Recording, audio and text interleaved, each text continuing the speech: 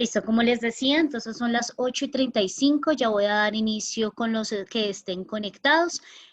Bueno, entonces la clase de hoy se va a estructurar en dos partes. La primera parte, como lo dice la diapositiva, entonces vamos a hablar sobre el plan lector que estamos con el libro del amor y otros demonios y algunas aclaraciones frente a este plan lector. Y pues por último también tenemos a través de esta presentación les voy a enseñar más reglitas, aparte de lo que les estaba enseñando de la bibliografía, les voy a enseñar cómo citar dentro de un texto, porque eso es importante, lo que les estoy explicando, para la próxima fase del proyecto STEAM+H del próximo periodo. Tengan en cuenta que hay dos posibilidades. Si ustedes tienen alguna pregunta, pues levantamos la mano y pues abren el micrófono para preguntar, o también desde el chat también es importante sus aclaraciones o sus preguntas o sus dudas frente al proceso. Sin embargo, quiero que en el chat o alguien que me explique el por qué esta portada, alguien que me explique el dibujo de la portada del libro. Profe, ¿puedo Profe, yo? creo que es porque, pues, la niña protagonista tiene el pelo muy largo y pues la mordió un perro con rabia. Ok, esto creo que alguien me dijo yo, aparte de Juan Esteban. ¿Quién más me dijo yo? María Angélica, Yo, creo. profe. Dale, Sofía. Pues lo mismo que había dicho mi compañero, es por lo que tenía el cabello largo y muy brillante, y pues por lo que la mordió un perro y también por lo que la mayoría de veces usaba como que joyas, ¿sabe? Collares y como que vestidos bonitos. Entonces sí. Ok, listo, muy bien. Entonces, aquí esta imagen nos puede relatar lo que leímos en el primer capítulo, también lo que nos decía Sofía, lo de los collares. No solamente los utilizaba porque eran bonitos, sino que estos collares se los regalaban los esclavos con quien ella convivía. Y también, pues, digamos que los vestidos era más que todo lo que les confeccionaban los esclavos, como les decía, y también porque tiene el cabello largo. Tenemos aquí el perro, como nos lo decía Juan Esteban, quien fue el que mordió a Sierva María y que a través de esta acción surge toda nuestra historia. Si ustedes recuerdan, en el primer capítulo nos decía que este perro tenía un lucero en la frente, pues no es que sea un lucero, sino que tenía como una mancha blanca parecida a una estrella aquí en la frente. Entonces, también a través de la portada, una portada también nos puede decir un poco más de lo que nos trata el libro y que gracias por la participación. Bueno, esa es la primera parte. La segunda parte, si ustedes se dan cuenta, aquí ya vemos la estructura de una portada dentro de una diapositiva. Entonces tenemos acá el título de nuestra presentación, tenemos la autora, ¿sí? Tenemos la asignatura a la cual pertenece la presentación, el nombre del colegio, que recuerden que es no es solamente Colegio de la Bici, sino Colegio de la Bici IED, y la fecha de entrega del trabajo o la fecha de reproducción del mismo. Dentro de la portada también podemos colocar una imagen representativa de lo que estamos hablando. Entonces, pues al mismo tiempo voy a darles algunos tips y algunas observaciones. Bueno, eso como primero. Entonces, continuamos. Y en la clase pasada, desde la semana pasada, digamos que una de las cosas que yo les pedí fue un cuestionario de comprensión lectora frente al capítulo 1 y 2 de lo que hemos leído. Entonces en esta clase vamos a mirar algunas de estas preguntas porque hay personas que se equivocaron en estas y hay cosas que hay que aclarar. Entonces nuestra primera pregunta es, ¿quién es el narrador de la introducción? Tenemos que en la primera parte quien nos cuenta la historia es el mismo escritor, que es Gabriel García Márquez. Acá tenemos la imagen representativa de Gabriel García Márquez. ¿Alguien que me puede explicar por qué siempre a Gabriel García Márquez lo colocan o lo dibujan con mariposas amarillas? ¿Alguien sabe?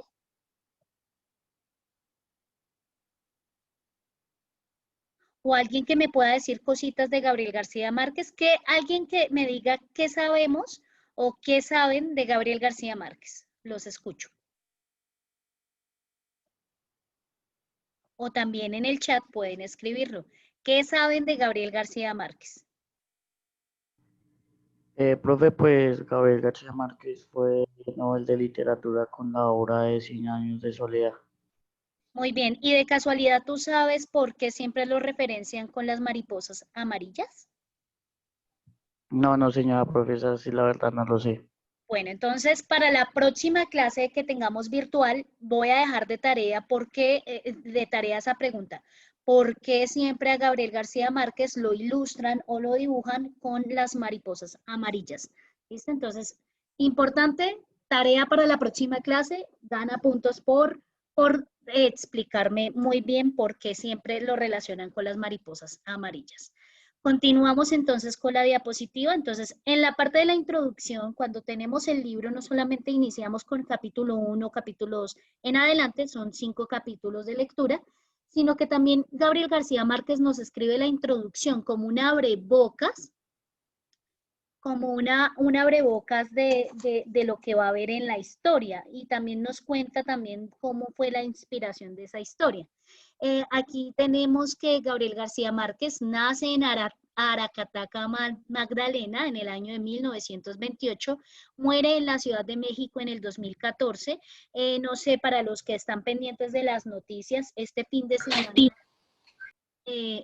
de semana murió la esposa, que fue como fuente de inspiración en muchas de sus obras. En esta no, pero en otras obras fue fuente de inspiración.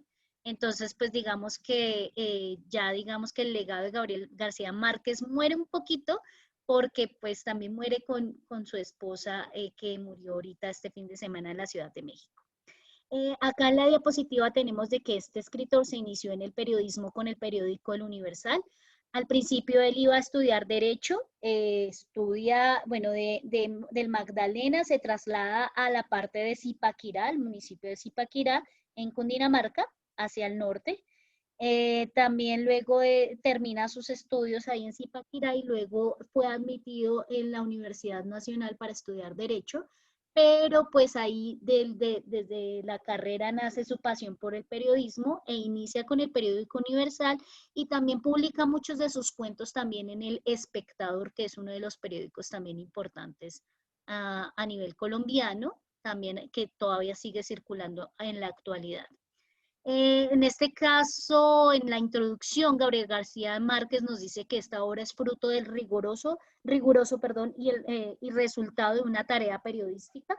Entonces, miren lo importante de una tarea. Él le colocaron una tarea como vaya y haga esto. Y a partir de esa tarea, él descubre la historia, se inspira y escribe el libro que estamos leyendo, que es del amor y otros demonios. En el resto de los capítulos tenemos a un narrador omnisciente. ¿Alguien me puede explicar lo que está aquí subrayado de narrador omnisciente? Profe, es que ve todo, Ok, o sea, como que sabe todo de la historia. muy bien. Como nos lo decía Cristian, entonces un narrador omnisciente es el que lo ve todo. Entonces, importante esa definición que nos da Cristian, que es el que lo ve todo porque la misma palabra no lo dice. Cuando tenemos esta parte de omni en latín significa todo. Entonces, por eso, como Cristian lo dijo, es omnisciente porque ve todo lo que está en la historia. Es un narrador externo que nos cuenta desde su punto de vista todos los acontecimientos desde el inicio, nudo y desenlace y hasta el mismo conflicto de la historia. La palabra omni significa todo, entonces, por ejemplo, en algunas oraciones ustedes ven que es omnipotente, entonces es todopoderoso. Bueno, para que tengamos en cuenta esa raíz latina. Recordemos que el español viene del latín y también tiene raíces griegas, árabes, incluso inglesas, pero pues sobre todo la estructura del origen de nuestra lengua castellana es el latín. Entonces, omni en latín significa todo. También tenemos otros tipos de narradores, pero en la historia, como les dije, tenemos el narrador omnisciente, como dijo Cristian, que es el que lo ve todo, el que nos cuenta todo de la historia, pero también tenemos dos tipos de narradores que no están dentro de esta historia, pero pues que es importante saberla porque en otras lecturas la podemos ver. Por ejemplo, en la actividad de escritura que yo les pedí de que me contaran el descubrimiento si usted fuera, como si usted fuera un marinero o como si usted fuera uno de los conquistadores o si usted fuera uno de los indígenas, a veces ustedes colocaron mucho la palabra yo vi, yo hice, yo tengo. Cuando yo tengo en la historia la perspectiva desde un yo, cuando yo misma voy a contar la historia, eso se llama narrador protagonista.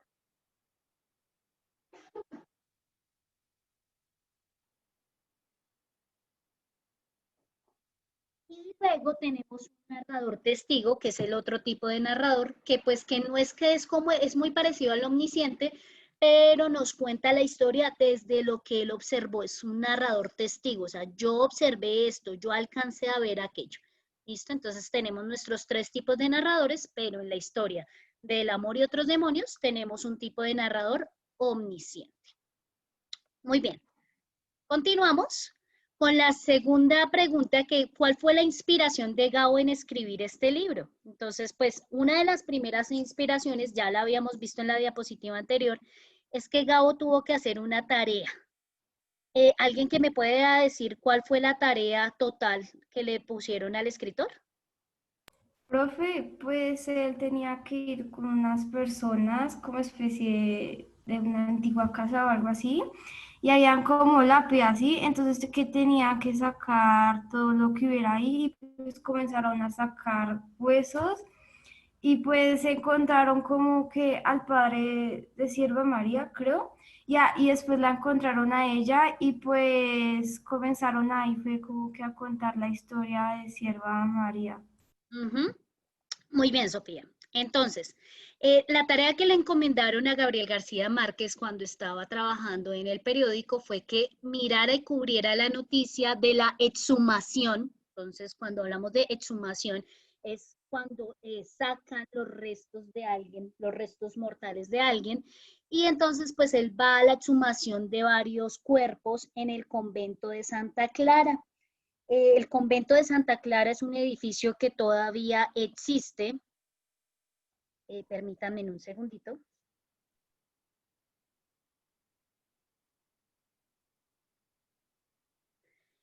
Acá tengo, perdón un momentito y pauso. Acá tengo a alguien de Sara Samay. ¿Me haces un favor y me puedes decir quién eres? Sara Samay, el apellido no registra. Si no me dices, te saco de la clase. Un momento, profe, me renombro, soy Jean Paul Franco. Ah, ok, gracias. Listo. Ahora sí, como les venía diciendo, entonces la tarea de Gabriel García Márquez fue la exhumación de diferentes cuerpos del convento de Santa Clara.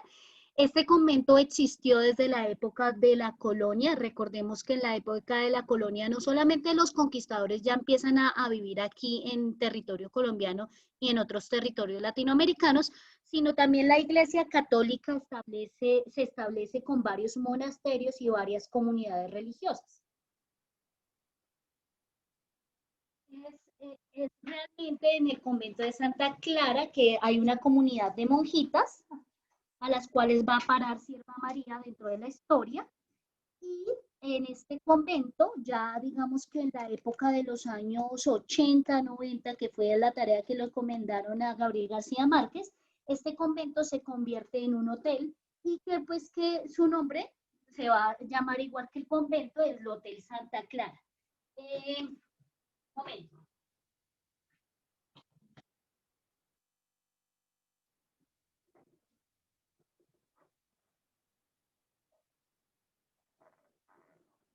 Para los que quieran conocer Cartagena, el convento de Santa Clara o el Hotel Santa Clara es uno de los hoteles más lujosos de Cartagena y queda en la parte amurallada. Ahí a veces hacen parte de los eventos del concurso de belleza de Cartagena. Es el hotel más grande de la ciudad amurallada. Exactamente, es el hotel más grande de la ciudad amurallada y es uno de los más lujosos. Muy bien.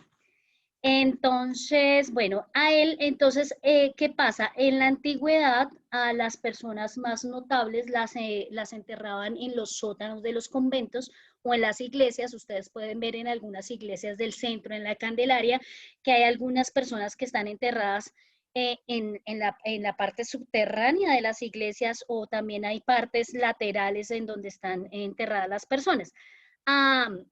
Entonces, pues lo que querían hacer era, como iban a demoler parte del convento, entonces pues Gabriel García Márquez tenía que cubrir esa noticia. Y dentro de lo que él miró, dentro de su reportaje, pues está la aparición del cráneo de una niña con una larga cabellera. Entonces ahí nuestro autor se acordó de que esa historia ya se la había contado la abuela y que es una leyenda. ¿Alguien que me recuerde qué es una leyenda?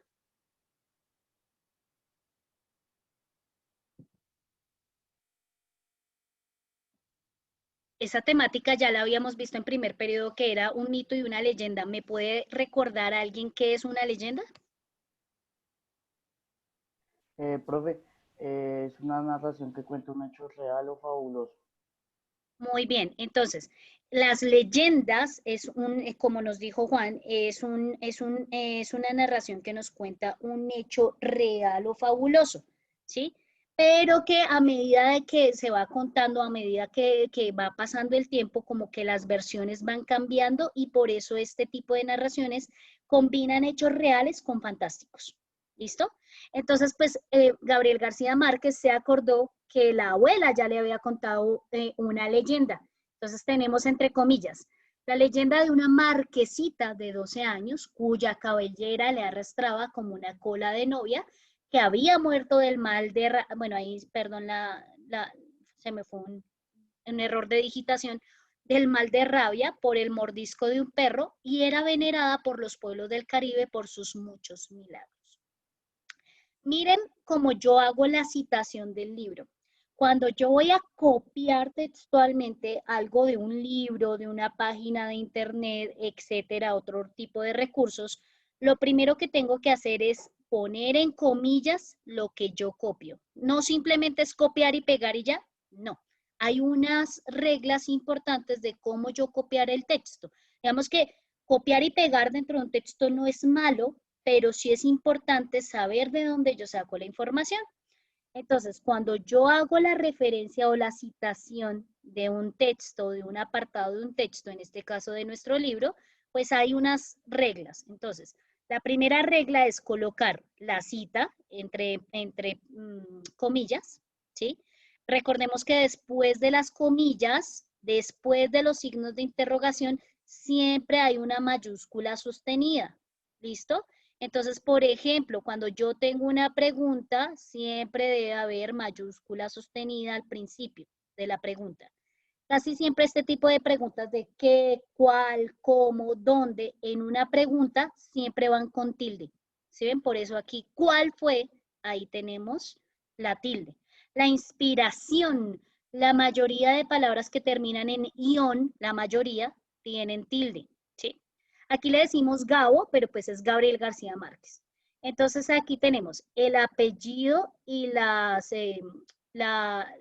abreviaciones de los nombres. Entonces aquí tenemos García Márquez G, que es Gabriel, coma, después va el año del libro, ¿sí? Entonces, como les decía la clase pasada, yo tengo que mirar los datos del libro. El libro que yo tengo es del 2019.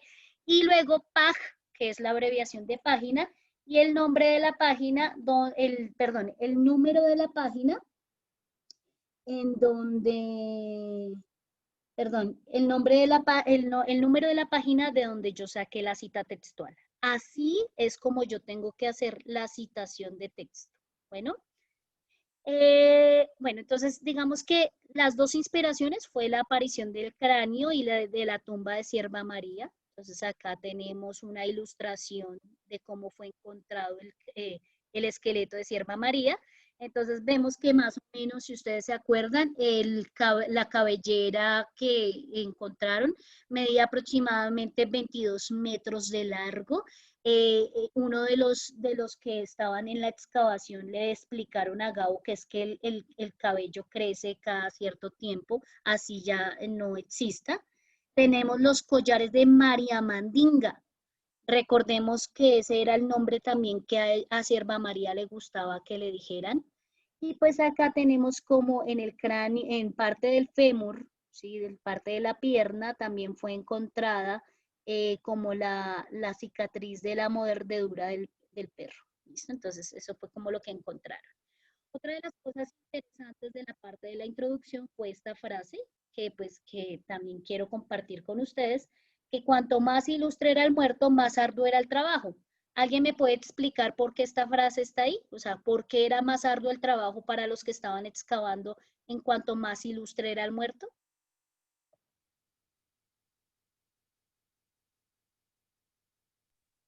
Porque habían más joyas, digamos, el muerto era más importante, por lo que tenía, digamos, su cuerpo era mucho más importante que los demás, entonces era con más cuidado.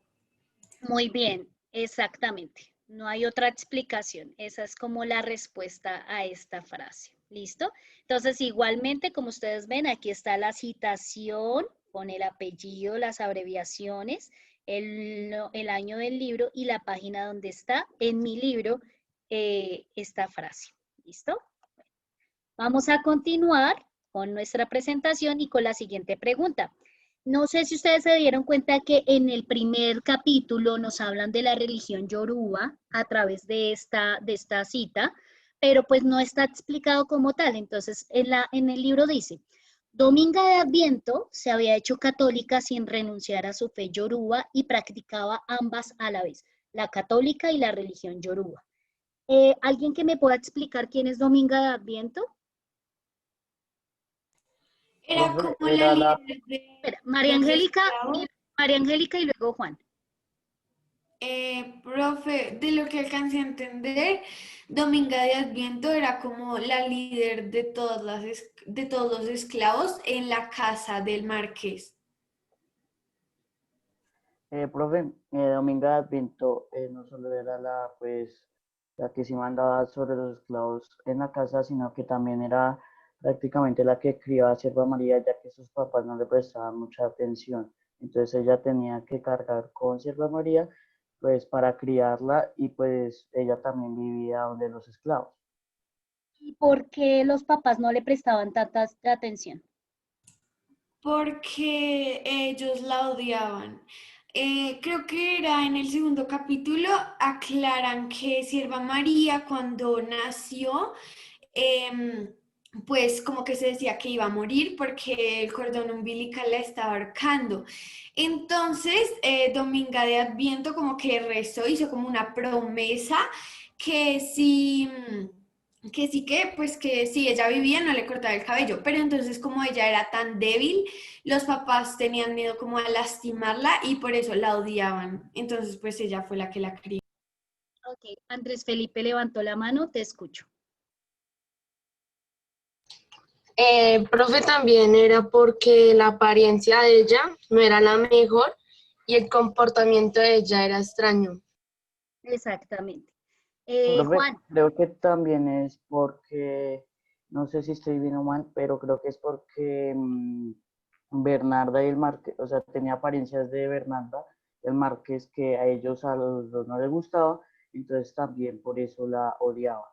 muy bien. Ya iba para allá, pero entonces tú lo dijiste. Muy bien.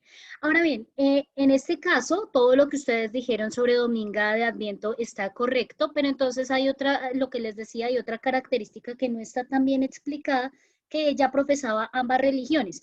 Una, la católica, pues porque fue inculcada por sus amos, que pues era el Marqués y Bernarda, y la otra, pues que la traía de África. Bueno, entonces, acá como dice la diapositiva, la religión yoruba, conocida popularmente como santería, es una religión traída desde África y se llama así por el grupo cultural llamado de la misma manera.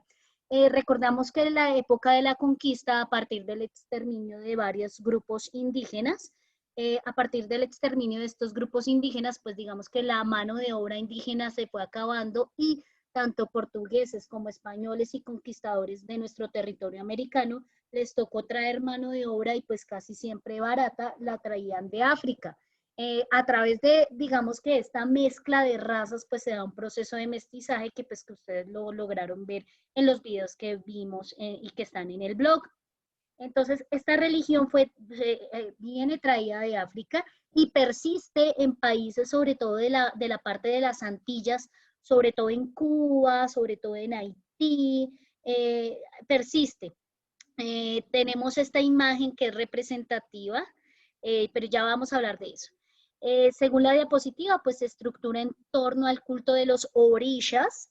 No sé si ustedes han escuchado, hay un grupo musical muy famoso que se llama los orishas, que son las divinidades o los santos mediadores entre un ser supremo, un dios, u otros dioses con los espíritus, que no recibe culto específico, sino también ahí tiene como una conexión con los muertos y los seres humanos.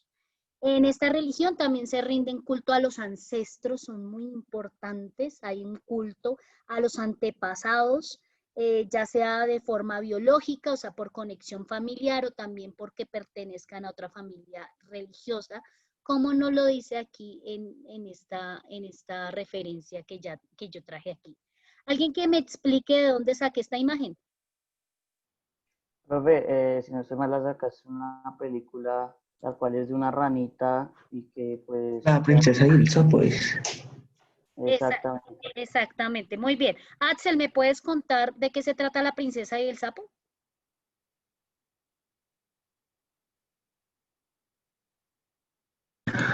Pues la película se trata como de una sirvienta ahí de una casa y, y había como un sapo que podía hablar y creo que fue como hechizado y bueno, a la sirvienta la convirtieron en princesa y bueno, eh, eh,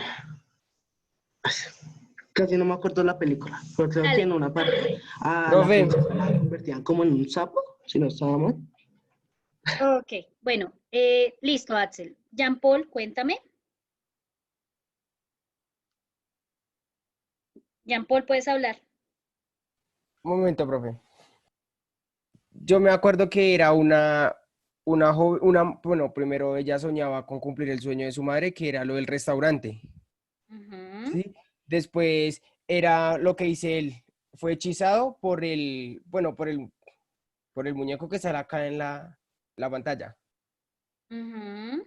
Entonces, bueno, se convirtió en un sapo y apareció el que hizo el hechizo con él, que no me acuerdo cómo se llamaba, que era el que le parecía simpático a ella, el otro tipo. Ujú. Fue cuando él empezó a hacer los hechizos para poderse quedar no me acuerdo si era con la princesa. Ok, bueno. Voy a Profe, tomar, qué dime, pena.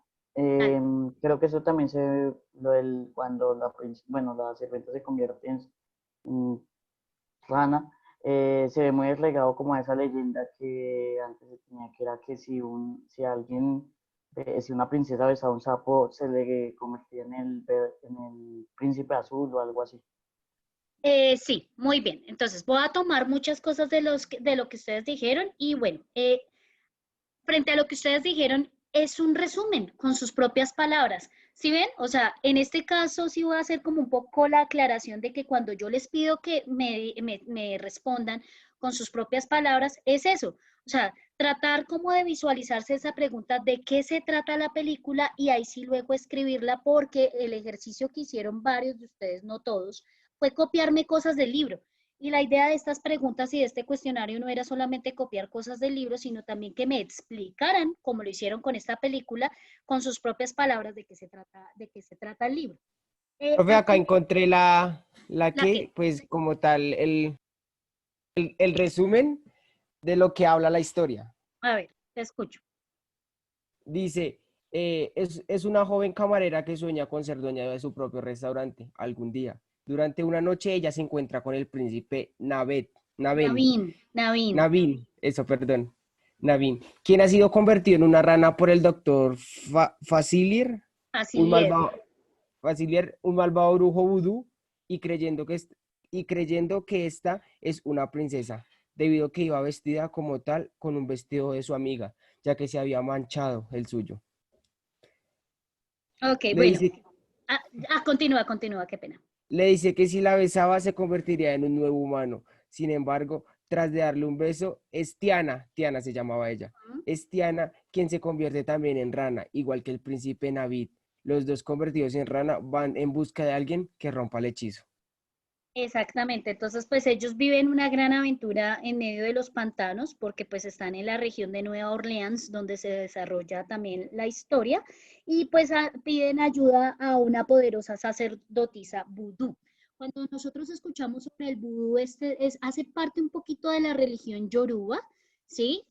Digamos que toda esa parte también de manipulación de las personas a través del vudú, todo esto viene de este tipo de religión, entonces pues por eso está como con la conexión y con la imagen representativa. Esa religión, por eso les digo, persiste, pero entonces está ya dividida en la parte de los que practican el vudú y de los que practican la santería. Y pues Dominga de Adviento y la mayoría de esclavos que estaban en la casa del marqués y de Sierva María, pues practicaban esta religión yoruba, que pues que también la traje hoy a connotación, algo importante que pues que no está tan explicado en el libro, pero que sí hace parte de la historia, porque a través de algunos intentos que hacen por salvar a Sierva María, están algunos rezos de la religión yoruba. ¿Listo? Continuamos. Ahorita, antes de que se termine el minuto, termino la reunión y nos volvemos a conectar. Bueno. Eso no es brujería, profe, eso ¿qué es eso de vudú? Sí, digamos que tiene muchas características de la magia negra y de la brujería, o sea, sí, sí tiene muchas cosas que ver, ¿sí? Pero entonces la religión yoruba se aparta un poco de la brujería y del vudú y pues lo hace más con la parte de la santería, la parte de los santos, de la parte de los ancestros y la parte familiar. Digamos que la religión yoruba se aparta un poquito de la del vudú con ese punto, con ese preciso punto. ¿Listo? Bueno, entonces como les dije, continuamos. Entonces, alguien que me responda, ¿cómo se enteró el marqués que su hija fue mordida? A, por Dominga de Adviento, B, por la criada acompañante o C, por Sagunta. ¿Quién de ellas le contó al marqués que Profe, Sierva María? si no estoy mal, fue esa junta la que llegó a la casa explicándole al marqués que su hija había sido mordida, pero Sierva María le dice, pues le miente a él diciéndole que a ella en ningún momento la mordió ningún perro, pero Sagunta sí le había ya explicado lo que había sucedido. Ok, Andrés Felipe. Profe, ¿fue esa junta? Ajá, sí, fue Sagunta. Ok, chicos, voy a terminar aquí la reunión y nos volvemos a conectar, ¿vale? Nos volvemos a conectar de nuevo entonces. Bueno. Sí, señora.